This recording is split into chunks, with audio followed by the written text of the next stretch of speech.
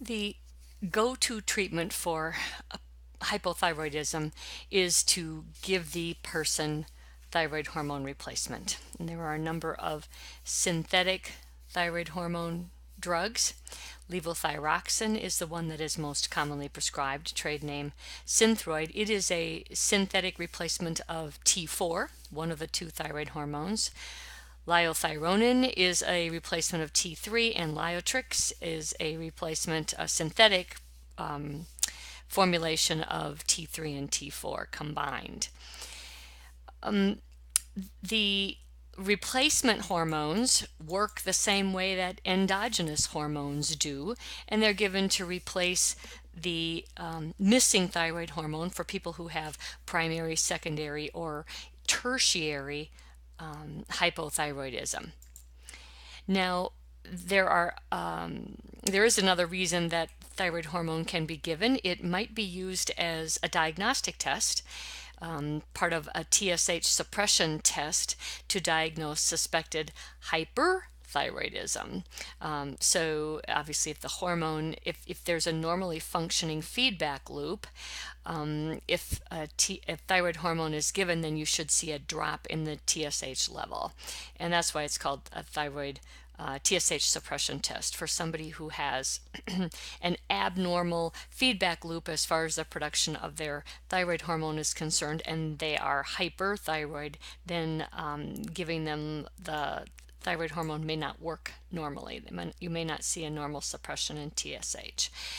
Prevention of goiter, as for someone who has maybe been treated for hyperthyroidism or thyroid cancer, and a portion of the thyroid gland or all of the thyroid gland has been removed surgically or ablated using radioactive iodine, then that person's going to need thyroid hormone replacement. And some women experience a hypothyroidism of pregnancy. So there are a number of indications that for giving thyroid hormone replacement.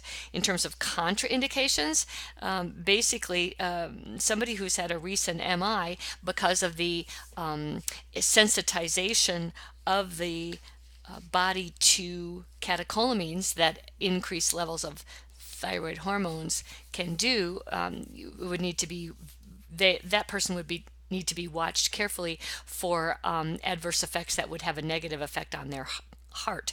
As you can see, the cardiac dysrhythmias is the most significant adverse effect for thyroid hormone replacement, again because of the impact of thyroid hormone on beta adrenergic receptors, increasing the number of them, so increasing the responsiveness to catecholamines.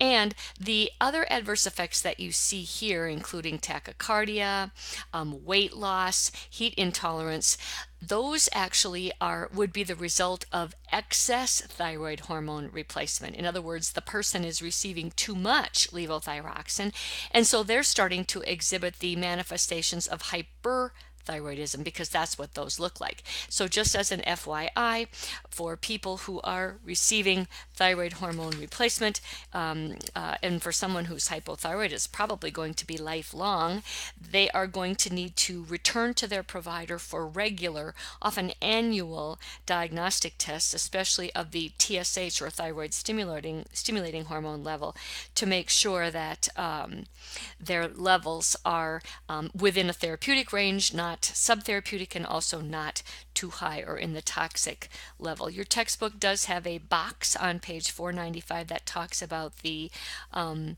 pharmacokinetics of levothyroxine. It's going to take several weeks typically for someone who has just started on thyroid replacement therapy to have a stable blood level. In other words, to have achieved a stable level. So after someone is started on levothyroxine, they're usually going to be sent back to their provider to have a TSH level, maybe free T4 level drawn to after about 6 weeks or so, 6 to 8 weeks, to see if the person's blood level of the drug, of the hormone, I should say, has reached a therapeutic range. The drug actually has a prolonged half-life, so that means it takes a longer time for it to achieve therapeutic levels, but it also has an increased risk for drug buildup and these signs of toxicity. So those are important things for you to remember and that you need to emphasize to your patients.